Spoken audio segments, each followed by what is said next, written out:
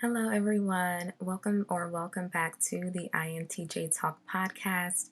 I'm Taryn from Earth to Mars, and it's good to talk to you guys again. I hope you had a really good holiday season if you do celebrate the holidays. But this episode, we are already on episode number 12. This one is about how to deal with social exhaustion as an introvert.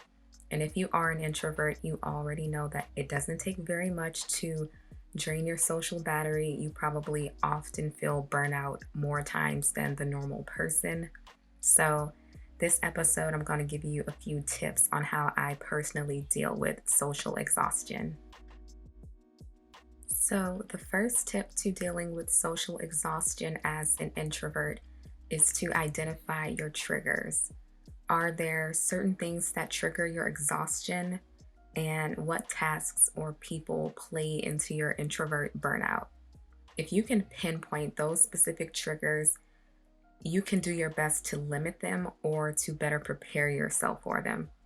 I know I'm usually socially exhausted after a night out with friends or just spending the day with them. And as much as I love our hangouts, I know that the next day or so, I will really feel the effects of it and I will need to decompress. So I cannot stress enough how important it is to know what your triggers are and what triggers your exhaustion. The second tip is to get offline. If you're an introvert who spends a lot of time online or on social media, I would really recommend scaling back on that a bit. Even though it's virtual and you're looking through your screen, it still kind of counts as social interaction because you may be engaging, leaving comments, likes, scrolling through people's profile. So in a way, it still can be a little exhausting. I noticed for myself that when I scaled back on social media, my energy levels went up because believe it or not, I used to spend a good amount of time on social media and even that got to be really draining for me. So I would recommend either setting timers for yourself or only spending a certain amount of time on social media each day. And not consuming so much content has really helped. So I definitely recommend getting offline a little bit more frequently if you want to decrease your social exhaustion. The third tip is to set boundaries with people in your life and make a note of the people who possibly drain your energy. I think we all know those people, whether it's family, whether it's friends, neighbors, whatever. You know the people that you can only tolerate so much of being around them. So definitely make note of those people in your life and set a boundary and tell yourself you're only going to engage with this person for this amount of time because that's all you can handle. Once I set boundaries with the people in my life who I know I need to scale back my time with, it made a huge difference in my social exhaustion. So I highly recommend set boundaries. The next tip to combat social exhaustion is to do more solo activities. I personally like to find low-key dinner spots to visit. I can think of one right now. A couple of weeks ago, I was in Dallas for the holidays visiting my friend, and there was this really nice low-key revolving sushi bar. You just go in, they seat you, and you instantly can start grabbing the sushi and start eating.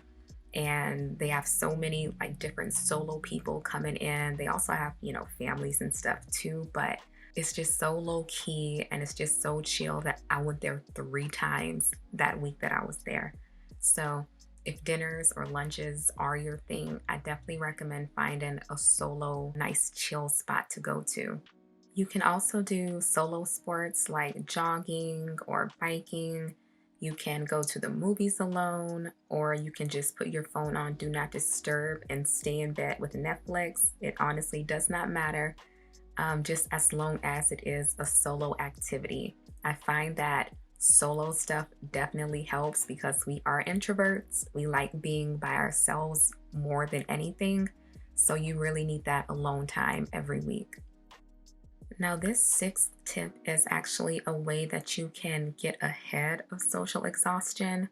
So, if I know I have a really big social event coming up that I have to be at, or even if it's something like spending a couple of hours at the airport and then having to catch a flight and just all of the madness that goes into the airport, I will intentionally isolate myself just a little a few days beforehand. And doing this conserves all of my energy so that I have the energy to use for the event or the errand that I know I have to run. So I guess you can kind of look at it as preserving your energy for a few days leading up to the event that you will have to be attending. That has helped me so many times because I have all of this saved up energy ready to use for whatever it is I need to do. So definitely recommend doing that one. And my last tip, which is another way to get ahead of social exhaustion, is by scheduling alone time into your weekly schedule. So actually scheduling it out. I always say that if you fail to plan, you plan to fail. So scheduling in at least 30 minutes of alone time a day can be life changing, especially if you have a job that you go into, or if you have a family you're always with or you take care of. This will be crucial. I work from home, but even sometimes I still get socially exhausted after being on virtual team calls, so I need to decompress. So pre-schedule out some time every day to just chill with yourself.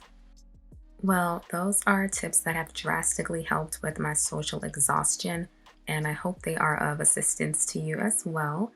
And I will talk to you guys later. Bye.